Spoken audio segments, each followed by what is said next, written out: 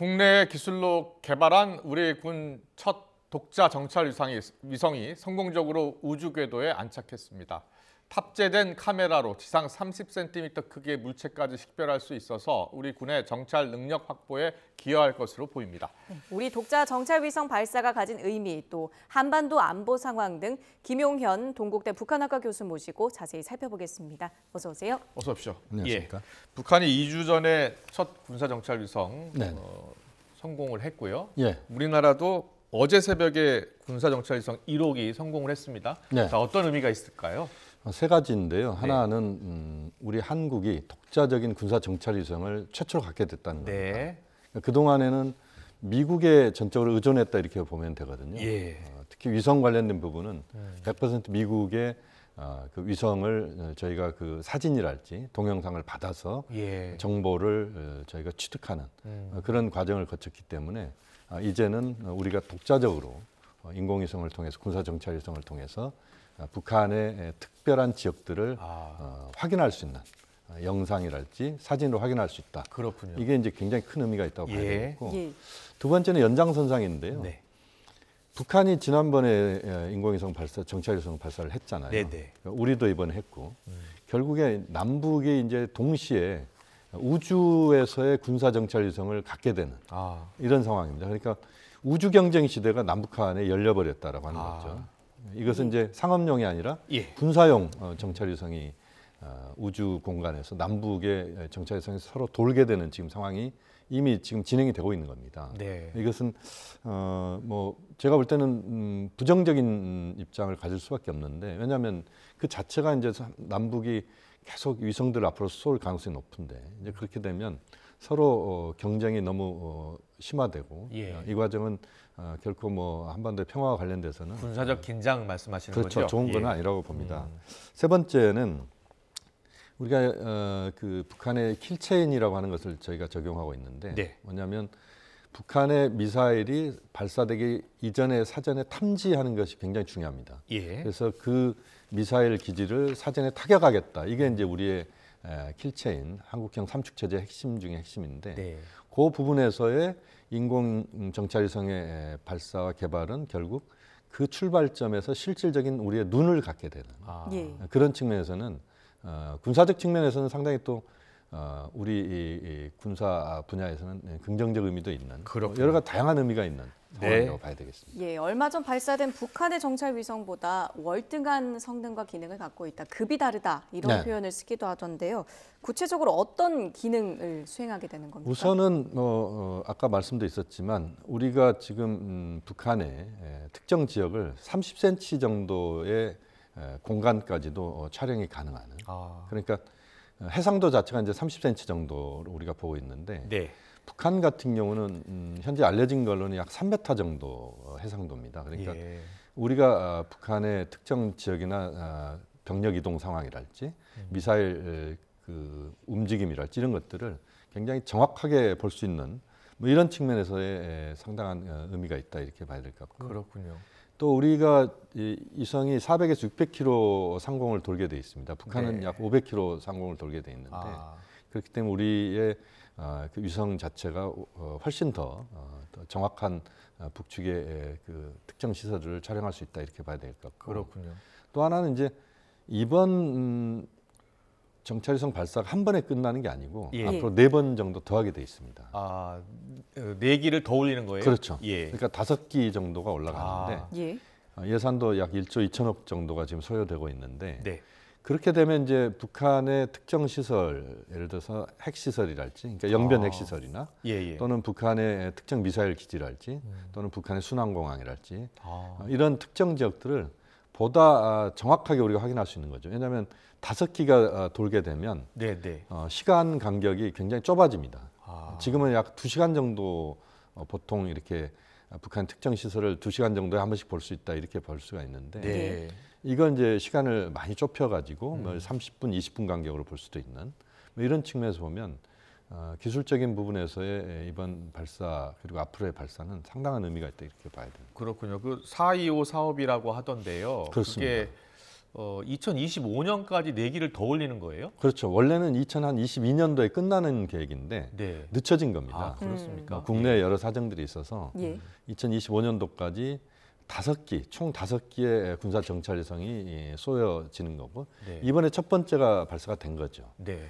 자, 그 성능을 보면 30cm 네. 해상도가요. 네네. 30cm 정도의 크기를 우주에서 봤을 때 점으로 이렇게 볼 수 있다. 그렇게 그렇죠. 다들 분석을 하더라고요. 그렇습니다. 그러면은 북한의 움직임, 특히 북한의 미사일 발사 기지라든지 네. 그리고 북한의 핵실험장이라든지 네. 이런 부분을 아주 세세하게 우리 군 독자적으로 이제 볼 수 있는 거네요. 그렇죠. 이제 예. 그동안에는 미국에 의존을 했죠. 그러니까 네, 미국의 네. 정찰위성이 뭐 여러 기가 지금 돌고 있는데 미군의 정찰위성의 해상도는 우리보다 좀 더 수준이 높습니다. 네. 그런데 이제 문제는 뭐냐면 국방에서 그 자위권이라고 하는 부분에 있어서는 네. 물론 한미동맹이 작동하고 있기 때문에 아. 미국으로부터 우리가 받죠. 그렇지만 네. 시간상으로 보면 조금씩 우리가 실시간으로 받지 못하는 경우들이 있을 수 있습니다. 그럴 수 있겠네요. 그렇죠. 예, 근데 예. 이번 발사 그리고 앞으로의 발사가 4차례가 성공하게 되면 전체적으로 우리가 북한 또는 중국 또는 러시아, 뭐 일본 주요 국가들의 시설들을 직접 우리가 실시간으로 본다는 거죠. 네. 이건 네. 의미가 또 다른 측면에서 크다고 봐야 되겠죠. 그렇군요. 예, 예. 이번에 쏘아올린 정찰 위성 1기가 2호 IR 위성이더라고요. 용어가 좀 생소해서요. 네네. 어떤 뜻이 있습니까? 그러니까 EO라고 하는 것은 이제 전기 광학을 이제 그 줄임말입니다. 전기 네. 광학을 그렇게 줄여 쓰는 말이고 아. SAR이라고 하는 게 있는데 그 R이 렌즈인가 보죠? 그렇죠. 예. 합성 계구 레이더 이렇게 이야기를 하고 있는데 예. 2차원 영상으로 복원하는 장비가 거기에 탑재되어 있는 겁니다. 네. 그러니까 사진, 동영상 예. 이런 것들이 실제 실시간으로 우리 기지로 전달이 돼서 우리가 그걸 갖고 북한의 상황들을 정보 차원에서 이제 그것을 확정할 수 있는 뭐 그런 측면에서는 굉장히 의미가 있다고 봐야 되고 지금 이제 화면에 나옵니다만 이번 SAR-2호 이걸 우리가 중요하게 보는 것이 뭐냐면 대체로 구름이 껴 있거나 예. 앞천후 비가 오거나 이런 경우에는 예. 기본적인 위성으로는 볼 수가 없습니다. 아. 그런데 SAR-2호 이것이 이제 저희가 그 기술을 적용하고 있기 때문에 악천후에서도 또 구름이 껴 있어도 그다음에 야간에도 북한 시설들을 확인할 수 있는 뭐 그런 장점이 있다 이렇게 봐야 돼요. 그렇군요. 예, 앞으로 발사할 정찰 위성 4기가 SAR 형태의 위성인 거군요. 그렇습니다. 예. 날씨와 관계없이도 촬영이 그렇죠. 가능하고요. 이제 성능 자체가 굉장히 이제 그 고도화되어 있는 거죠. 그래서 영상도 저희가 확인할 수 있고 사진도 확인할 수 있고. 날씨가 맑을 때는 이제 사진으로 영상으로 확인할 수 있고 그렇죠. 또 날씨가 좋지 않을 때도 확인할 수 있다. 그렇습니다. 북한은 만리경 1호 올린 다음에요. 네네. 미국 본토도 촬영했다. 그리고 한미일 주요 기지도 네네. 다 찍었다, 촬영했다 이렇게 홍보하고 있잖아요. 네. 근데 이제 해상도가 약 3m급이라고 하더라고요. 네네. 예, 좀 해상도가 떨어지기는 하는데 북한도 역시 위성을 더 쏘올리겠다는 거 아니에요? 그렇죠. 앞으로 이제 계속 쏘겠다는 거죠. 예. 이제 북한의 지금 인공위성의 그 정찰 수준을 북한이 공개를 하지 않고 있습니다. 예. 아직 사진도 못 봤습니다. 그렇죠. 예. 앞으로도 공개를 상당 기간 안 할 가능성이 높습니다. 아. 왜냐하면 그것을 공개하는 순간 북한의 정찰위성의 수준이 만천하에 드러나는 거거든요. 그렇군요. 예. 그동안에는 이제 북한 독자적인 기술로는 3m 정도를 우리가 봤는데 네. 만약에 지난번에 이제 북러 정상회담이 있었잖아요. 그때 러시아의 광학 기술이랄지 이런 것들이 어느 정도 수준에서 접목됐느냐. 만약에 그것이 꽤 높은 수준에 접목됐다고 한다면 상당히 우리에게는 위협적인 또 정찰 위성이 될 수도 있습니다. 그러나 네. 북한은 그것을 상당 기간 공개를 안 한다. 왜냐하면 미국과 한국을 포함한 주요 국가의 북한의 정찰 위성 수준을 공개를 안 하는 것 자체가 오히려 더 위협이다 이렇게 볼 수도 있을 것 같습니다. 그렇군요. 며칠 전 북한의 정찰 위성 발사에 대해서 이제 미국, 일본, 또 호주, 우리나라 4개 나라가 대북 제재를 발표했잖아요. 네네. 예, 여기에 대해서 또 북한이 또 강력히 반발을 했고요. 맞습니다. 어떤 제재 조치가 내려졌고 북한에 어떻게 나올 것 같습니까? 그러니까 제재가 좀 한계가 있는 건 사실입니다. 네. 왜냐하면 2017년대 강력한 대북 제재가 있었습니다. 그러니까 그 이후의 제재는 대체로 개인이나 기관 뭐 이런 집단 여기에 대한 이제 그 제재 여기에 제한되고 있는데 왜냐하면 네. 중국과 러시아가 유엔 안보리 차원에서의 강력한 제재를 방해하고 있습니다. 그러니까 그것을 받아들이지 않고 있죠. 예. 그렇기 때문에 유엔 차원의 제재는 지금 거의 무용지물이 됐다 이렇게 봐야 되고 국가별로 지금 제재가 이루어지고 있는데 지금 뭐 일부 지금 화면에 나오고 있습니다만 개인과 단체에 대한 제재가 사실상 그 실질적 제재 효과보다는 상징적 의미를 띌 수밖에 없습니다. 왜냐하면 뭐 북한의 이 개인과 집단이 다른 나라를 여행하거나 또는 북한의 여러 그 금융 자산이랄지 이런 것들 움직이거나 이게 개인의 움직임들은 별로 없는 국가이기 때문에 예. 현재로서는 대북 압박을 하는 차원에서의 상징적인 그 효과 이상을 나타내기 좀 쉽지 않다 이렇게 봐야 되겠습니다. 그렇군요. 예. 북한도 맞대응을 선포하지 않았습니까? 그렇습니다. 예. 북한도 이제 똑같이 제재를 하겠다. 미국이랄지 일본, 한국의 개인, 기관 뭐 이렇게 제재를 하겠다고 이야기를 하는데 그것은 더욱더 상징적인 의미를 넘어서기는 어렵다. 그러니까 예. 북한도 밀리지 않겠다는 차원에서의 말대말에 지금 공방이 펼쳐지고 있다 이렇게 봐야 되겠습니다. 알겠습니다. 북한이 정찰 위성 발사한 다음에요. 우리나라 같은 경우에는 바로 9.25 군사 합의에서 이 감시 정찰 부분 네네. 이 일시 효력 정지했잖아요. 휴전선 맞습니다. 근처에서. 예. 그러니까 북한이 바로 그럼 9.19 군사 합의 다 전면 폐지하겠다라고 나섰어요. 네네. 어떻게 이야기했는지 잠깐 듣고 오겠습니다.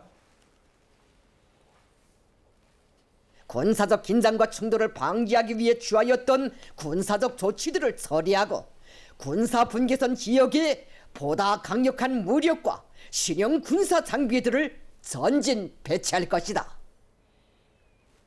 네. 지금 보면 북한이 그러면서 전진 배치하고 또 감시 초소 다시 짓고 긴장이 좀 고조되고 있는 상황이에요. 지금 네. 상황은 좀 어때요? 저는 이제 걱정스러운 게 뭐냐면 휴전선 상에서 우발적 돌발적 사태가 발생할 수도 있는 그런 상황들이 조금 터지는 겁니다. 이것이. 예. 9.19 군사합의는 안전핀 역할을 해온 건 사실이거든요. 네. 남북이 부딪힐 수 있는 것들을 거의 이제 최소화시키는 역할을 해온 건데 지금 보면 이제 JSA 우리가 판문점 공동 경비구역이라고 이야기하는데 지금 화면에 나옵니다만 북한군이 보면 권총 차고 있잖아요. 네, 저 자료화면입니다. 예. 그렇습니다. 이제 탄창도 있고 그 동안에는 권총을 차지 않았습니다. 지금 이제 9.19 군사 합의 이후에 예. 가서 보시면 아시겠지만 이 판문점 공동 경비구역이라고 하는 게 중간에 턱 하나 있는 겁니다. 예, 북한군과 이 한국군이 지금 거의 뭐 한 묶음으로 같이 있다 이렇게 봐야 되는데 저기서 이제 북한군이 권총을 차게 되면 우리도 찰 수밖에 없잖아요. 예. 이렇게 문제가 되는 겁니다. 또 GP도 지금 북한이 복원을 몇 개를 시작을 해버렸는데 그러면 우리도 GP 복원을 안 할 수가 없지 않습니까? 네. 예. 이게 이제 서로 상승작용을 일으키는 겁니다. 그러다 보면 휴전선 선상에서의 우리 군도 그렇고 북한 인민군도 이제 굉장히 경계 근무 강도가 높아지지 않습니까? 예. 이게 계속 반복되면 굉장한 스트레스를 받을 수밖에 없거든요. 이러면서 우발적 돌발적인 사태가 발생할 수도 있다라고 하는 겁니다. 네. 이게 이제 굉장히 걱정스러운 부분이죠. 예. 북한이 9.19 군사 합의 이후에도 도발을 계속 해왔잖아요. 그렇습니다. 그런데 이번 남북 간 긴장이 고조되면서 그 도발의 강도를 더 높여갈 것으로 보세요?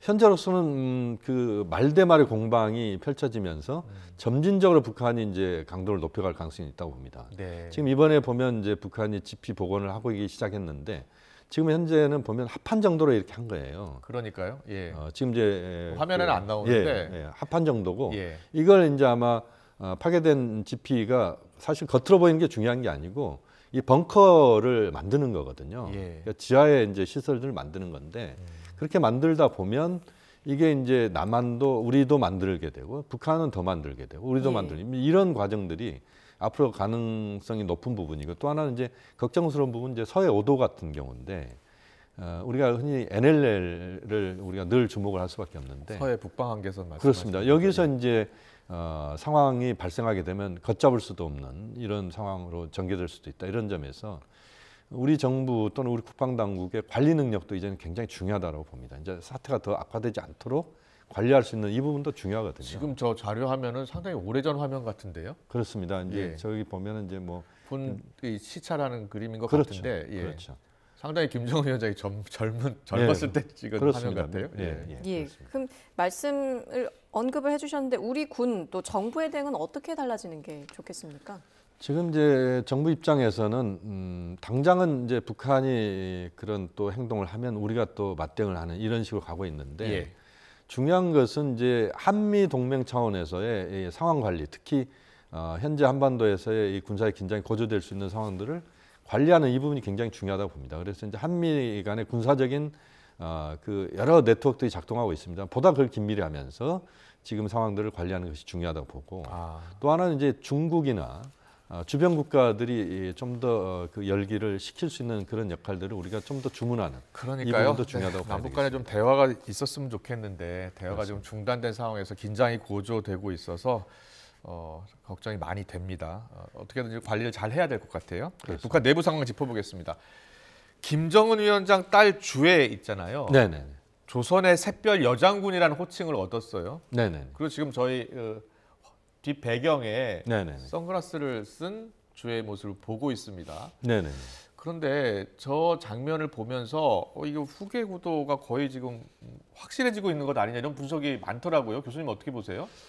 아직까지는 후계 구도가 확정적이다 이렇게 보기는 좀 어려울 것 같고요. 예. 김주의 나이가 아직 어리고 샛별 여장군이라는 칭호가 물론 과거에 김정은 위원장도 처음에 이렇게 전면에 쓸 때 그때 샛별 장군이라 불렀다면서요? 그렇죠. 북한에서 이제 최고 지도자의 후계 구도 속에서 보면 예. 샛별이란 말들이 많이 쓰게 됩니다. 예. 김일성 주석 때도 한별이라는 표현들이 있었고 또 김정일 위원장 때도 샛별이라는 표현들이 그랬군요. 있었고 예. 그렇게 보면 이제 개연성들은 있습니다만 아직은 김주의 나이가 어리고 또 사회주의 국가에서 후계 구도가 너무 빨리 노출되는 것들이 그렇게 결코 그렇게 바람직하지는 않습니다. 근데 지금 뒤에 보면요 가죽 점퍼를 입었잖아요. 맞습니다. 예. 저게 이제 뭐냐면 공군 기지를 공군절 때 표정인데 공군정을 때. 예, 워낙 날씨도 춥고 공군 파일럿들이 가죽 점퍼에 검은 선글라스를 쓰게 돼 있거든요. 그렇군요. 예. 그래서 아마 비슷한 그 복장을 지금 뒤에 보면 다 가죽 그 코트잖아요. 예. 과거에 네. 그 주애가 등장할 때 명품 옷을 입고 등장을 했었잖아요. 초기에 그랬죠. 예, 초기에. 그런데 이제 한 점점- 1년 전입니다, 그게. 그렇군요. 네. 근데 이제 옷을 아버지와 비슷한 저 옷을 입고 선글라스 쓰고 등장을 하니까 그런 분석이 나와서 여쭤본 거예요. 네네네. 예. 예. 본격적인 4대 세습이 시작됐다 이렇게 보는 해석도 있더라고요. 뭐 그렇게 보는 측면도 있고 배제할 수 없습니다. 예. 이제 그렇게 갈 수 있죠. 진짜 또, 궁금한 게요. 예. 지금 김정은 위원장의 자녀가 지금 3명인가요? 지금 셋으로 초기에 우리가 판단을 했는데 네. 지금 둘이라고 하는 이야기도 있고요. 지금까지 알려지기는 어떻게 알려지고 있는 거예요? 지금 현재는 뭐 저희들이 대체로 보면 셋으로 알고 있어요. 셋으로? 예. 그러니까 아들이 한 명 있는 걸로 지금 보고 있는데 네. 예. 지금 최근에 우리 국정원 쪽에서는 아마 딸 둘로 보는 그래요? 입장도 그런 좀 분석도 나오는 것 나와요? 같아요. 네. 근데 정확하지 않습니다. 북한이 김정은 위원장의 자녀와 관련된 부분에서는 김주애만 등장시키고 있거든요. 그렇군요. 그런데 요새 이설주의 모습이 보이질 않아요. 잘 안 보이더라고요. 보니까 이제 김주애 등장 이후에 이설주의 이제 퇴장 뭐 이렇게 좀 약간 느낌이 있는데 그래요? 예. 그러니까 김주애 등장은 이런 측면도 있습니다. 왜냐하면 북한에 대한 국제사회의 입장이나 인식은 굉장히 부정적이거나 또는 굉장히 예를 들어 도발 국가 이런 이미지가 있잖아요. 예. 이걸 김주애의 등장으로서 그걸 굉장히 부분 상쇄시킨 부분이 있어요. 그런 측면이 그런 있군요. 측면에서 예. 김주애가 계속 등장하는 것도 우리가 생각해 볼 필요는 있습니다. 그렇군요. 이 남성 중심적인 사상이 유지되고 있는 북한에서 네네. 실제로 김주애가 권력을 이어받을 수 있을까? 그럴 수도 어떻게 있죠. 보세요? 예. 저는 있을 수는 있다고 봅니다.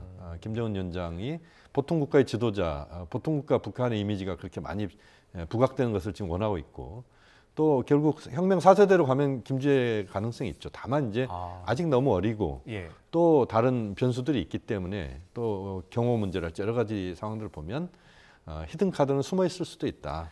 그렇게 볼 수도 있습니다. 권력을 세습하고 있다. 결정적인 그 모습 증거 어떤 점에서 어디에서 확인할 수 있어요? 그것은 아마 시간이 북한의 과거의 상황으로 보면요. 예. 1970년대, 60년대 후반에 김일성에서 김정일 위원장으로의 권력이 이제 넘어갈 때? 예. 그러니까 후계자가 부상할 때 예. 한 10년 정도는 김정일 위원장 이름이 안 나오고 당 중앙이라는 표현으로 이야기가 됐어요. 그래요? 그만큼 이제 보안을 철저히 지켰고 그렇군요. 그렇게 예. 보면 좀 더 우리가 상황을 지켜봐야 될 부분입니다. 네, 알겠습니다. 우리 군의 정찰 첫 위성 발사 성공부터 한반도 정세까지 짚어봤습니다. 김용현 동국대 북한학과 교수와 함께했습니다. 잘 들었습니다. 고맙습니다.